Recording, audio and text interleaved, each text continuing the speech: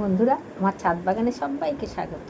এই দেখুন আমার ড্রাগন গাছ, ড্রাগন ফ্রুট যেটা হয়।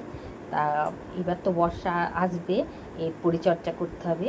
এবার এই অতিরিক্ত ডালগুলো বেরিয়েছে, এগুলোকে আমি কেটে নেব। তাই একটা প্রুনার নিলাম। প্রুনারটাকে আমি একটু জীবাণুমুক্ত করে দিলাম স্যাভলন দিয়ে।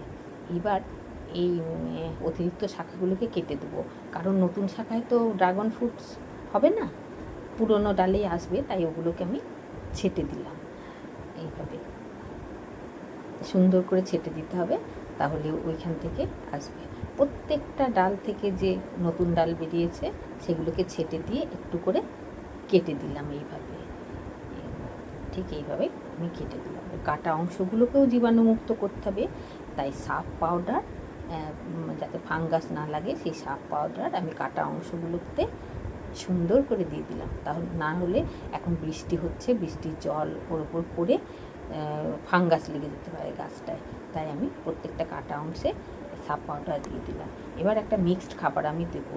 এতে আছে কলার খোসা, চা পাতা, খোলের গুঁড়ো এবং ডিমের খোসা।